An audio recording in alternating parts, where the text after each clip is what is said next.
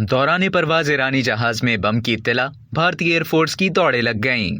भारतीय security agencies को ईरानी airline में बम की इत्तला मिली। तैयारा उस वक्त भारतीय फिजाई हुदूद में था। बम की इत्तला मिलते ही भारतीय फिजाइया के तैयारों ने मुसाफिर बरदार तैयारे को घेरे में लिया। भारतीय मीडिया रिपोर्ट के मुताबिक जब बम की इत्तला मौसूल हुई, मुसाफिर बरदार तैयारा तेहरान से चीन के शहर ग्वांगझो जा रहा था। तैयारे ने दिल्ली से 200 किलोमीटर दूर 35,000 फुट से 21,000 फुट की बुलंदी पर सफर करना शुरू कर दिया। बादशाह तैयारा दोबारा 35,000 फुट की बुलंदी पर चला गया। तैयारा चीन की तरफ परवाज के दौरान बांग्लादेश की फिजाई हुदूद में भी दाखिल हुआ। भारतीय फिजाइया ने अपने बयान में कहा कि ईरानी एयरलाइन के तैयारे में बम की इत्तला मौसूल हुई थी जब तैयारा भारतीय फिजाई हुदूद में था। भारतीय फिजाइया के तैयारे फौरी तौर पर महवे परवाज हुए और मुसाफिर बरदार तैयारे का पीछा किया। ईरानी एयरलाइन को जयपुर और चंडीगढ़ में लैंड करने की पेशकश की गई, लेकिन पायलट ने दोनों एयरपोर्ट्स पर तैयारा उतारने से इनकार कर दिया। भारतीय फिजाइया के मुताबिक तेहरान से कुछ देर बाद इत्तला मिली कि बम की खबर को संजीदा ना लिया जाए। यूं मुसाफिर बरदार तैयारे ने चीन का सफर मुकम्मल किया।